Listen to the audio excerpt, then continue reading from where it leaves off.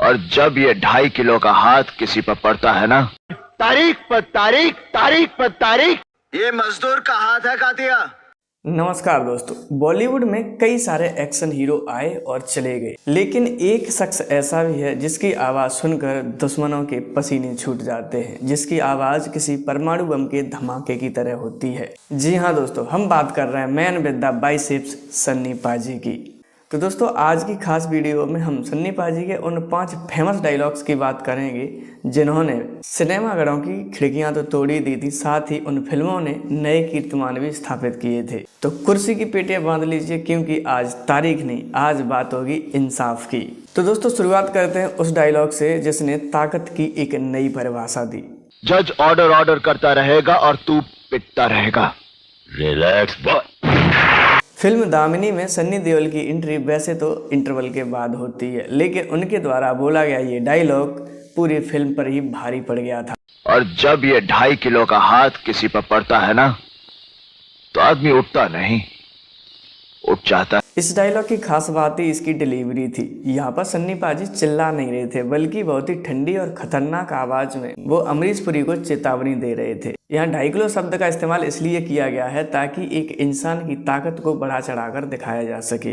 दोस्तों, इसी फिल्म का दूसरा डायलॉग जिसने भारतीय न्याय व्यवस्था की एक बहुत ही बड़ी कमी को उजागर करके रख दिया था।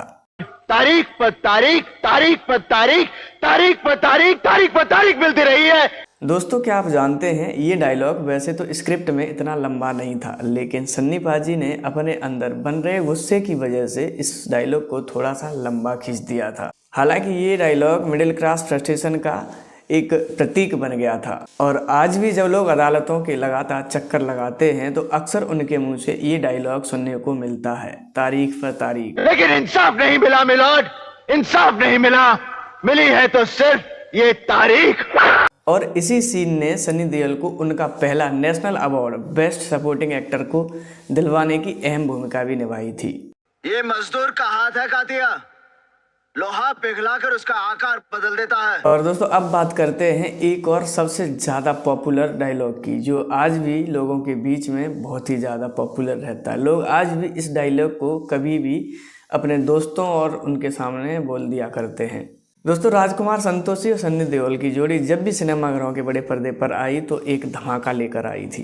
ये मजदूर का हाथ है कातिया, लोहा पिघलाकर उसका आकार बदल देता है। फिल्म घातक का ये डायलॉग जो आज भी आइकॉनिक डायलॉग बना हुआ है। दोस्तों, सन्नी देओल के द्वारा बोला गया ये डायलॉग आज भी भारतीय मजदूर वर्गों का स्वाभिमान को दर्शाता है। घातक फिल्म का विलेन कात्या एक बुराई का प्रतीक है, और सन्नी पाजी का किरदार जो काशी का किरदार था वो एक आम आदमी की शक्ति का किरदार था। जब वो कात्या के सामने कहते हैं कि लोहे को पिघलाकर आकार बदल देते हैं, दरअसल वो विलेन के अहंकार को पिघलाने की बात करते हैं, और वो उसके ताकत के आगे झुकने की बजाय अपनी खुददारी को आगे रखते हैं। ये ताकत खून पसीने से कमाई हुई रोटी की है, मुझे किसी के टुकड़ों पर पलने की जरूरत। इस डायलॉग ने सन्नी देओल को एक एक्शन हीरो से ऊपर उठाकर गरीबों का मसीहा बना दिया था। जिंदाबाद है और जिंदाबाद रहेगा, हिंदुस्तान जिंदाबाद। और अब बात करते हैं सिनेमाघरों में बीते उस लम्हे की, जब लोग सिनेमाघरों में ही इस सीन को देखकर अपनी कुर्सियों पर खड़े हो गए थे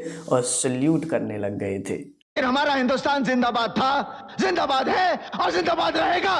गदर का ये सीन हेडपंप उखाड़ने वाले सीन से जस्ट पहले आता है। गौर करने वाली बात यह है कि फिल्म गदर का ये किरदार तारा सिंह कभी भी पाकिस्तान की बुराई नहीं करता, लेकिन वो अपने देश के प्रति अपना प्रेम और अपने देश के स्वाभिमान को कभी भी नीचे नहीं गिरने देता। आज नहीं, लेकिन हमारा हिंदुस्तान जिंदाबाद था, जिंदाबाद है और जिंदाबाद रहेगा। ये डायलॉग एक सच्चे देशभक्त का बेस्ट उदाहरण है। 2001 में जब फिल्म गदर रिलीज हुई थी तो कई बड़े शहरों में सुबह 6 बजे के शो भी रखे गए थे। इससे पता चलता है कि लोगों के अंदर देशभक्ति और सन्नी देओल के प्रति कितना जुनून था। सुबह 6 बजे भी लोग हाउसफुल करने थिएटर्स में पहुंच जाया करते थे।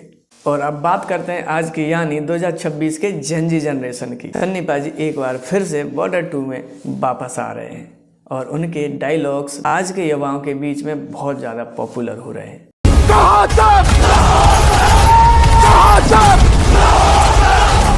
साल 2026 में बॉर्डर 2 रिलीज होने वाली है और इसका एक टीजर भी आ गया है जिसमें सन्नी पाजी कई सारे डायलॉग्स बोलते हुए नज़र आ रहे हैं। सन्नी देओल भले ही उम्र में बड़े हो गए लेकिन आज भी उनका जज्बा और उनकी आवाज़ में वही जोश है जो कि आज की जनरेशन मतलब जेन जी के बीच में उतनी ही पॉपुलर हो रही है जब 90s के दौर में घातक और घायल जैसी फिल्मों के डायलॉग से हुआ करते थे।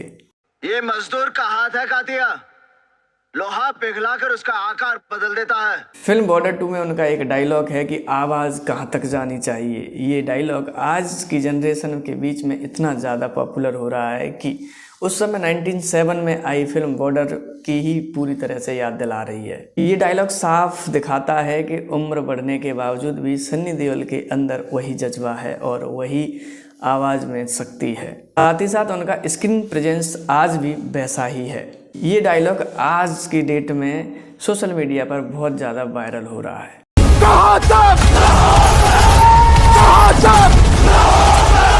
दोस्तों, सन्नी देओल के द्वारा बोले गए फेमस डायलॉग कोई मनोरंजन का साधन नहीं बल्कि ये एक इमोशन है। चाहे वो सिस्टम के खिलाफ कोई लड़ाई हो, चाहे पड़ोसी देश के दुश्मनों के साथ में बॉर्डर पर लड़ाई हो, पाजी की आवाज़ हमेशा से बुलंद रही है और सबके बीच में अपने आप को आगे खड़ा करती रही है। दोस्तों, आपको क्या लगता है बॉर्डर 2 फिल्म बॉर्डर की तरह ही सफलता हासिल कर पाएगी या नहीं? आपको सन्नी देओल का इसमें किरदार कैसा लग रहा है?